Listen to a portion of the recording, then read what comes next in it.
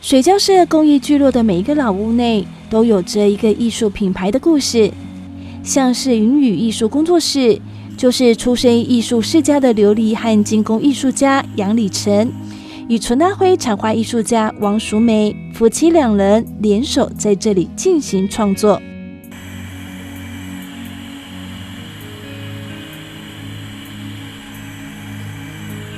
玻璃的热加工里面，它其实很多玩法啊。那最有名的像琉璃工坊，他们就是铸造啊。那我从事比较多的是热塑跟吹制这2件啊。那热塑就是以小火枪啊，以火枪直接对玻璃条加热。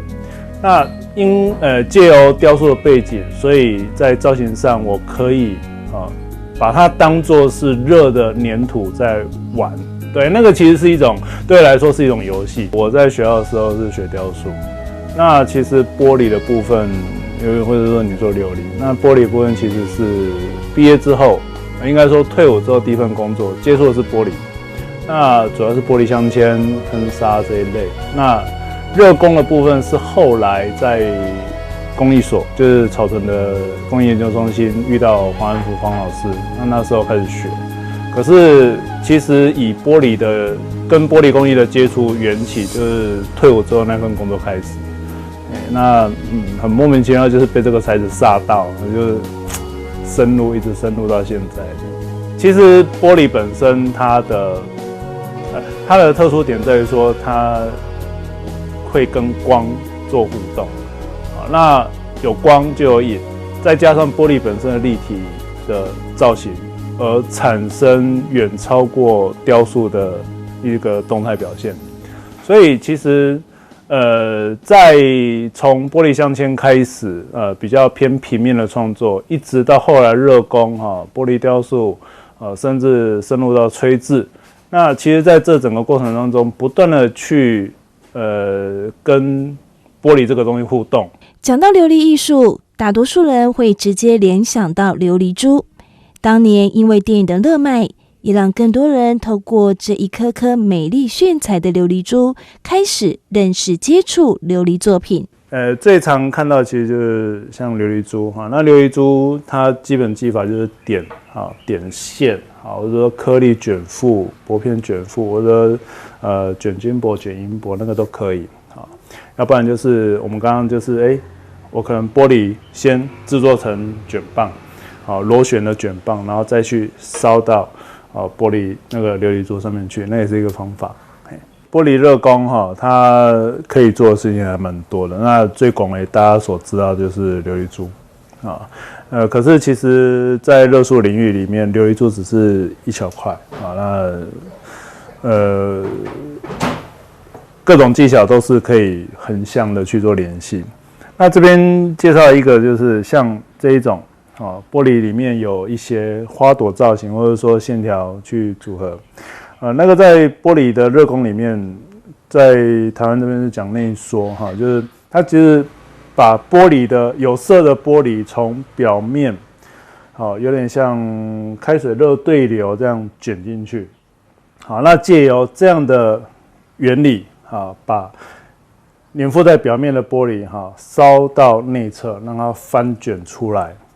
那其实做法很多种，大家都可以达到同样的目的那当然里面的也是玻璃它不是真的花还是怎么样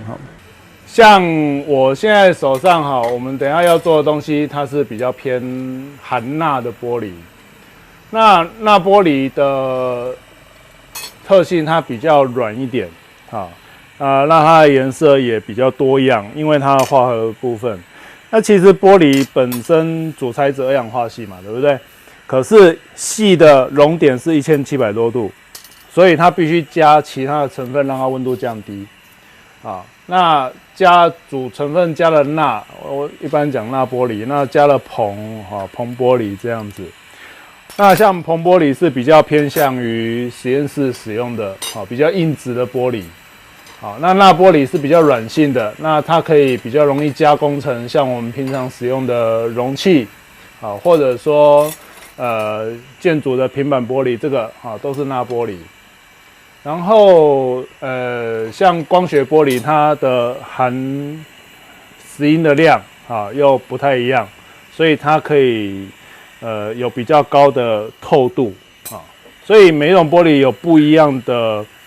目的去制作。好像琉璃工坊那一种，他们是含铅的玻璃那为什么含铅？因为铅的对光线的折射率比较高它可以看起来比较晶莹剔透晶莹剔透。像这种彩色玻璃都是整炉整瓮的玻璃膏抽拉成细条成为我们的原料。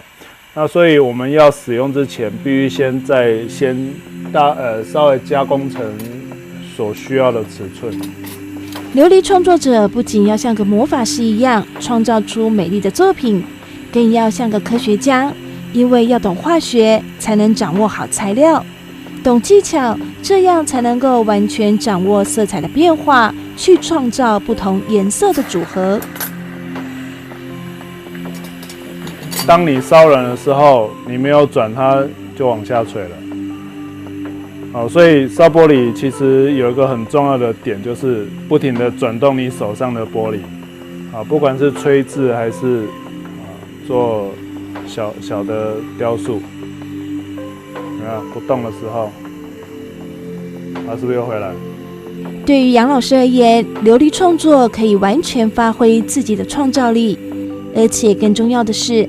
他常常在还没有完成之前，或许可以预知将会呈现出什么样的作品，即使在过程中不小心有意外插曲，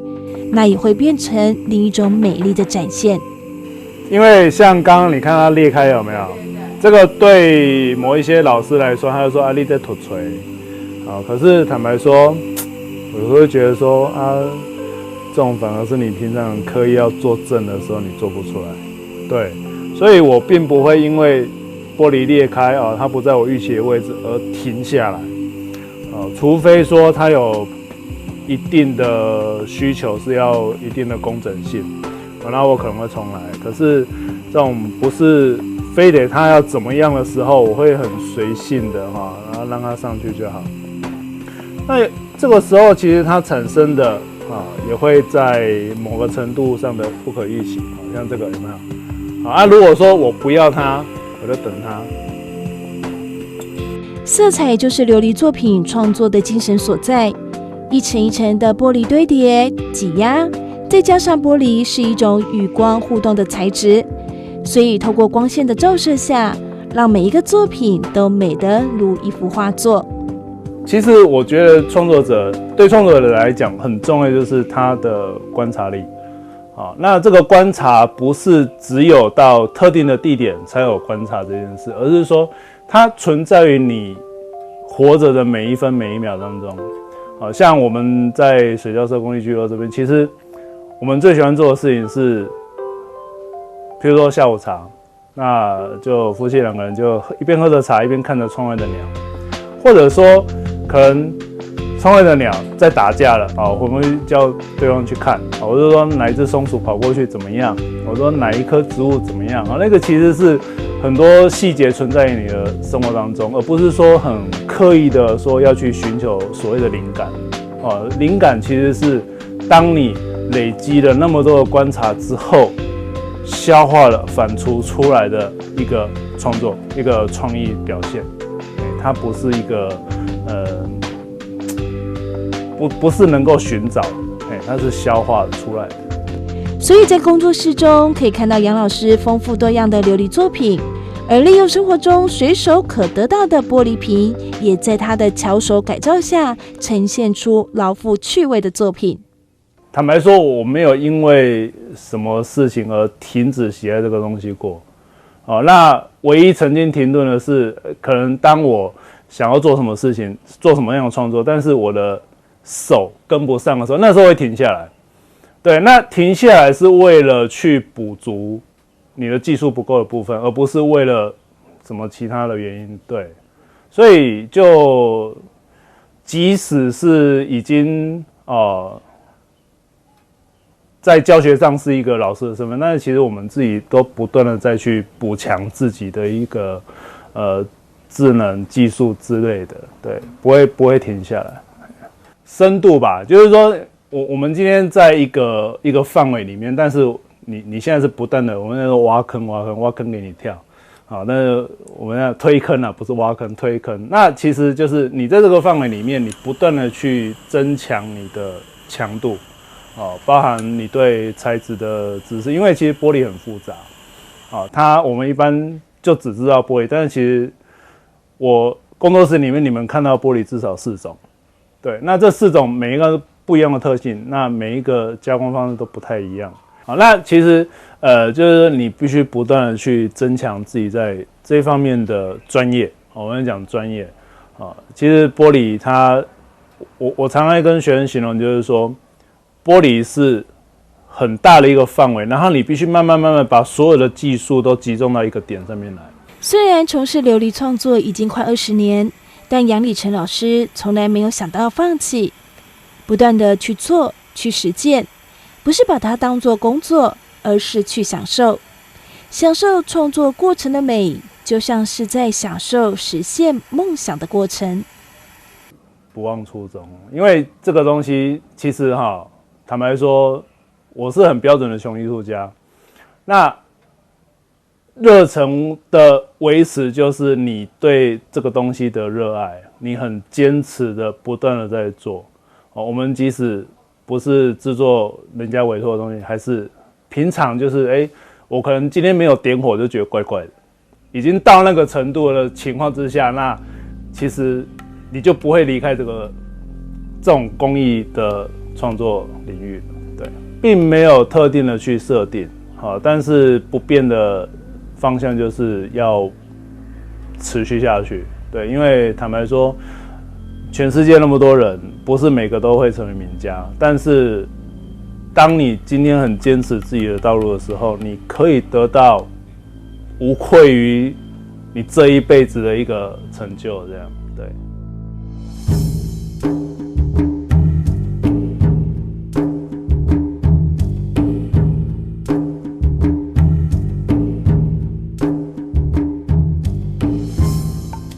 台湾早期的农业社会，结婚时总是会有许多的习俗，像是新娘娘头上佩戴的花饰叫做缠花，也就是俗称的春拉灰。只是随着时代的转变，象征着祝福意味的春拉灰也逐渐少见。其实缠花它可以包含闽南地区的春拉灰，我们台语讲春拉灰。那甚至像鹿港的地方，他们也有发展比较特殊的一些造型。那另外还有一个就是也是包含客家的缠花。好，那以闽南地区的春拉灰的话，它的颜色会比较多，接近大红色或桃红色，比较喜气的颜色。因为以前的妇女就是在可能过年过节啦，或者是结婚喜庆的时候，其实你们现在也还是很多都会有插哦。好，你们如果去参加那个结婚典礼的时候，就可以注意一下。那只是现在大部分都是用缎带花，被缎带花取代。就是我们刚刚有讲到说，因为工业快速的，然后又便宜哈，那就很多被取代了。但是还是都会有那个习俗留下来。一个是它算是有很深的文化意涵的一个东西，而且在台南，据说台南以前是非常，就是说台南的妇女做的花是很漂亮的，大概就是全台湾可以数一数二这样。但是就是好像到后来就慢慢的有点没落了。那可能是因为工业发展开始，那大家都追求快速的东西，然后一些比较美丽的，但是要花很多时间、很多心力去可能是练习或者制作的东西，就慢慢的消失啊，我觉得很可惜。所以就会觉得说，刚好有这个机会接触到，然后希望可以让更多人可以发现它美丽的地方。这一朵朵美丽的缠花是怎么做出来的呢？做缠花的时候，最重要的当然就是这种丝线。那其实我们一般看到这种亮亮的丝线，就是香绣的绣线。好，那还有一种是包边线，它是4股，还需要拆股，这个比较麻烦一点。那其实我觉得不管什么线都可以拿来缠。好，那它就是最重点的就是一个缠的动作，缠绕的动作。好，那这个就是我们的纸板。好，那纸板就是里面的这个骨架。好，你的花的造型全部都取决于这个纸板的剪。只是因为我们要把丝线缠绕上去，好，所以它的造型上会有一些限制的部分。好，那铁丝是里面它一个做组合的部分，然后还有一个弯折，好，它是一个定型的作用。好，那其他就是譬如说像剪刀啦，好，然后这是剪纸板跟剪线，然后白胶，好，等一下会做一个粘的动作。好，然后斜口钳可以剪铁丝，这个是最基本的工具啦。所以其实以前的妇女她们就是农忙之余都还可以来做这个缠花的动作，因为他们的使用的工具其实很简单，而且像以前啊，它的纸板没有像现在这么容易取得。我去文具店说，哦，我要买个几磅的纸板都有哈。他们以前的话，可能就是运用一些生活的像喜帖啦，或者是四色牌，我不知道有没有听过。好，现在大家比较少见到了。好，我们先做一个上线的动作。好，那缠花它最主要的就是依靠这个缠的力道，去把这个丝线固定在你的纸板跟铁丝上。好，它是完全没有上胶的哦。好，所以这个力道的拿捏非常的重要，因为你如果缠得太用力的话，那个纸板会变形。好，那如果太松的话，当然这个线就会很容易脱落。之前遇到很多人，他都会觉得说缠花好像是很容易坏掉的东西，因为它里面就是纸板嘛，然后铁丝，所以我有研发出不怕水的。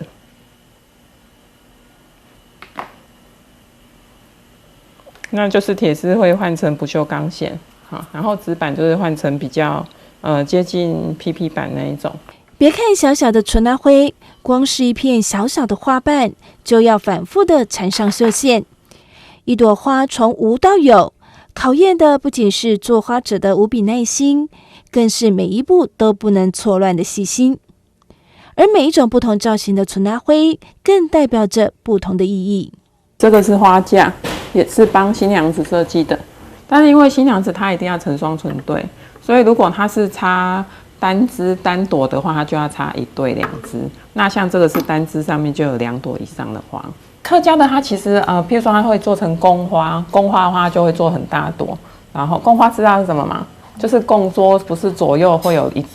一个花盆，然后里面有插花。那我们知道客家人他们比较节俭勤俭，然后他们会自己做花，就不一定是摆鲜花，那就是自己用缠花的方式去做这个宫花的部分。然后像这个是传统的。这个重点，我们刚刚讲到传统的闽南地区的纯拉灰，那它就有各种，这个是最常见的12个造型，哦，那像百合的话，它的运用范围是最广的，好，那百合当然就是讲求它的清新纯洁，然后百年好合的部分，好，那像银芽灰的话，它又有一个，它的另外一个名称叫千日红。好，那我们都知道，以前觉得红就是一个很好的东西，好，1000日都随时都是在盛开的状态，因为它的花期也算很长啦，好，那看起来也不太容易凋谢的样子。然后它另外有一个意思是团圆的意思，好，那像这个是玉兰呐，然后蝴蝶的话，它跟福气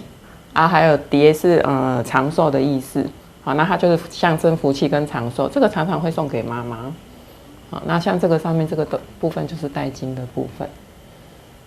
好，那像其他一些比较特别的，譬如说像这个是康乃馨啊，这个也是送给妈妈的。然后石榴的话就是新娘子，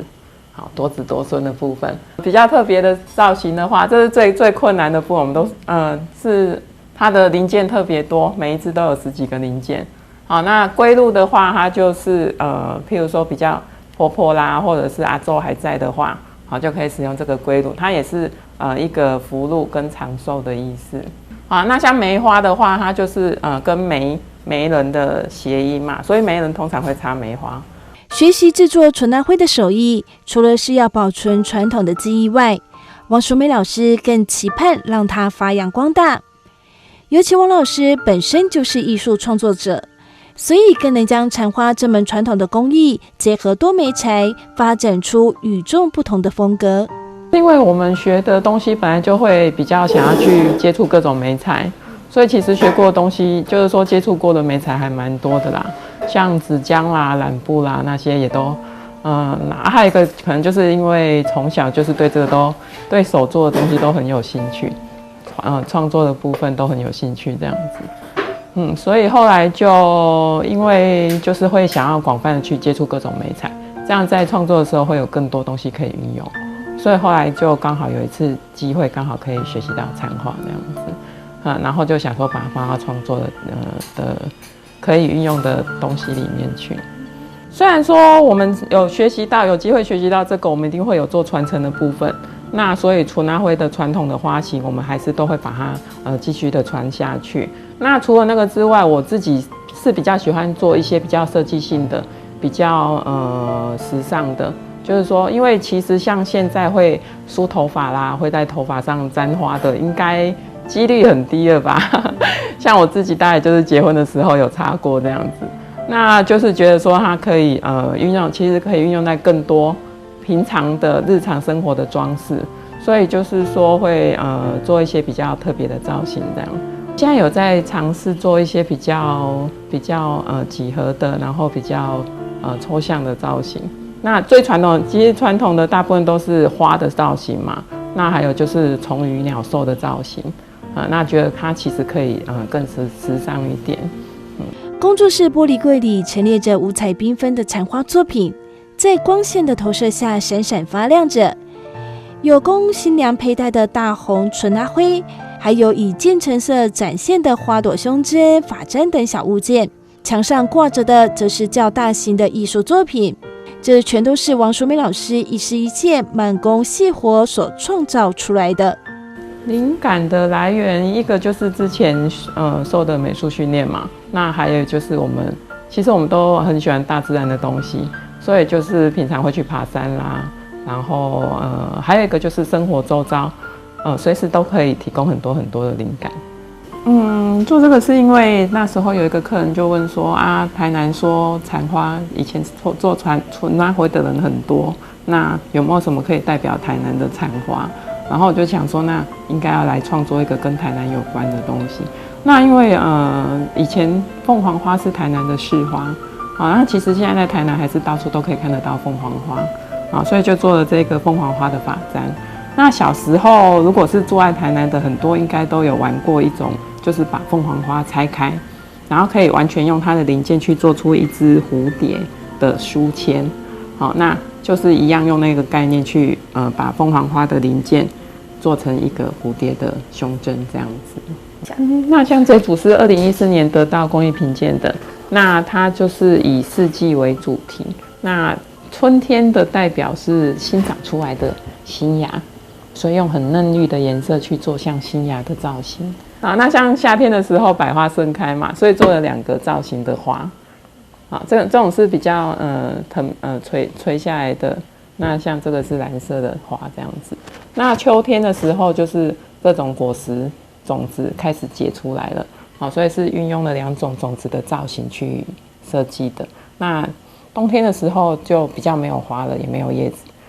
但是台湾太不容易看到下雪了，所以我们做了雪花的造型。这是四季组曲。这个是有拿到2013年的工艺评鉴，台湾优良工艺评鉴通过这样。那它就是比较抽象型的，就比较不是具象的花或者是什么虫鱼这样子。那它就是有点像2只蝴蝶在纷飞，所以我们取名叫翩翩。